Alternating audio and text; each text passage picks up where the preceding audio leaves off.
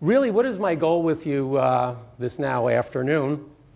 And that is really to give you sort of an IC 101 class or an ABCs of interstitial cystitis to sort of get those of you who are new into the field, maybe newly diagnosed, or even people who've had it for a while and still are not really all that clear on what's going on in the field right now, give you a good understanding of what's happening. Not only that, but what I'd also like to do is to give you a good understanding of the evolution. Where are we now? Where are we going? And that's really, I think, one of the most important parts of this particular lecture, and one of the most encouraging things that are going on in the field. In summary, basically, there are new agents being looked at, new types of therapies that are being looked at, and even the recognition of interstitial cystitis, and perhaps even the new redefinitions of interstitial cystitis, as we'll be talking about, are so important to your care right now and as the care continues into the future.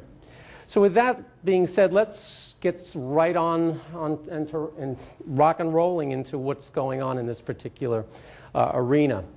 Let me just give you an idea of how important this is in the medical literature. This you can see right over here is a relatively recent article on the front page of the Urology Times looking at what? The definition of interstitial cystitis. And as you can see here, I don't know if you can read about it in the corner, but within that particular journal, there are other articles, numerous articles that are being written really to update the urologist and other clinical practitioners into what's going on in the field. Why is that? Because we need to know and because we want to know.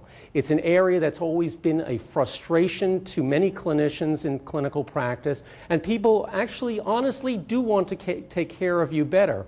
Many of you have been sort of shrugged off by your own clinicians in the past, but I can tell you there's a very clear-cut, devoted and expanding group of people out there to try to help you out. And again, it's wonderful to see that articles are being written, research is being done to get these goals accomplished.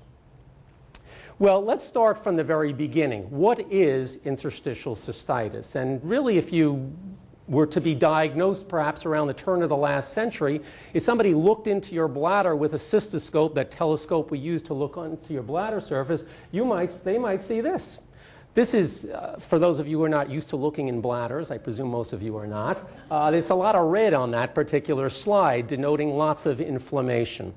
This is a Hunner's ulcer. This is the, quote, classical form of interstitial cystitis that associated with gross inflammatory changes. Nobody could possibly miss this diagnosis. This needs to be biopsied, in fact, to make sure there's no bladder cancer present here, but uniformly we just see inflammation. The problem is that only a very, very small minority of patients actually have these lesions.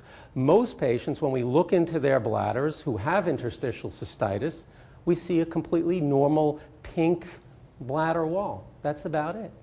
And you couple that with a negative urinalysis. There's no blood, there's no pus in the urine. We send out special tests, maybe other tests, something called a urine cytology to look for cancer cells. We go ahead and slice and dice patients up with CAT scans and MRIs. We see nothing. And because of that lack of what we call objective findings, patients are sort of put to the side as being, must be a psychosomatic illness, go take a nice trip to Bermuda for a while, and that's the end of it. Well, things have changed clearly.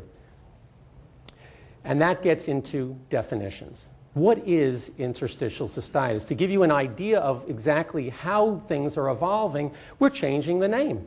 There was just a recent meeting in Rome. Not just the Americans, but people from Italy, people from Japan, people from the Netherlands are coming together to redefine what's going on here. And now we've come up with different nomenclature. We're no longer calling it interstitial cystitis. We'll probably be going to this. PBS, painful bladder syndrome / interstitial cystitis.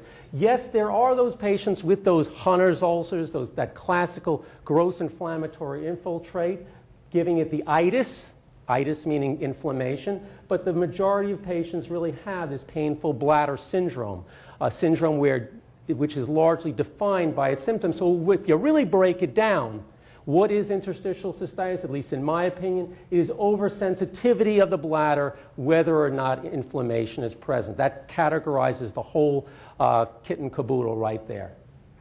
So when you think about it, what is interstitial cystitis in the majority of people? It is a condition or a syndrome largely characterized and defined by its symptoms, which include that urgency of urination, the frequency of urination, that pelvic discomfort or frank pain that occurs. Many of you may also have urethral type symptoms that occur, dysuria, that pain with urination, or just urethral type tenderness, and we'll talk about more of that as we go along. But again, these symptoms, this symptom complex is coupled with what again? A negative other findings. There's no evidence of a urinary tract infection. There's no evidence of bladder cancer. There's not overwhelming evidence of any other pelvic-based conditions like endometriosis, etc. The problem with interstitial cystitis that many clinicians face is we have some good therapies for the bladder, but the other problem is that other things may be coexisting. And what are those other things? Patients may have pain with sexual intercourse. They may have it may take a while for the urine to start flowing out. Many female patients, in fact, may have symptoms that are similar to a guy with a big fat prostate that's blocking the flow of urine. Many patients have problems with constipation, low back pain. Why is that? Well, what we're finding now, and we're treating now more frequently, is that we're finding that about 70% or so of interstitial cystitis patients will have coexisting pelvic floor dysfunction. The muscles that support the bladder and the other pelvic organs are spastic, they're not functioning properly, and they themselves are the genesis of other sources of pain. The other problem that we're finding in this community is that patients also may have other issues related to vulvar pain syndromes, fibromyalgia, all sorts of other things to make your life basically pretty miserable. Here you can see this is a study that was done way back in 1997 looking at a whole big group of interstitial cystitis patients, and you can see lots of allergies, irritable bowel syndrome, all sorts of other problems that are clearly overexpressed in this population as compared to the population at large. This is something I think was quite remarkable and something that's getting a lot of press in the gynecological literature. The fact that many of our female interstitial cystitis patients come in with complaints of vulvar pain, and denoted by pain perhaps with sexual intercourse or constant vulvar burning and so forth, broadly defined as vulvodynia. And if you look in the textbooks or the articles that are out there, you see that generally, if you take a look at the vulvar pain syndrome patient population, about 16% or so of these patients might have a diagnosis of interstitial cystitis established. Well, you know what? Ursula Wesselman at Johns Hopkins took a look at her patients who have this problem, and she actually asked them, listen, do you have bladder-based problems? Do you have, as you can see on this particular slide, do you have urgency or frequency of urination? Do you have bladder-based pain? And look at the numbers there. 60% or so of these patients may have coexisting bladder-based illnesses, making us suspect that probably that 16% number is quite on the low side and something that we may need to address in general. When I have patients, for example, who have been, let's say, recently diagnosed with interstitial cystitis, I'll often draw a little pie chart over here and say, listen, you know what, interstitial cystitis, you have that diagnosis, but keep in mind that, you know what, I don't think necessarily that every little itty-bitty bit of pain is coming from that particular area. Much of the pain may be derived from that PFD, pelvic floor dysfunction, that, again, spasm of those muscles of your bottom, vulvovestibulitis, the vulvar pain syndromes, and also irritable bowel, and others. Again, the take-home message here is that each one of these issues may need to be addressed along with their bladder-based problems.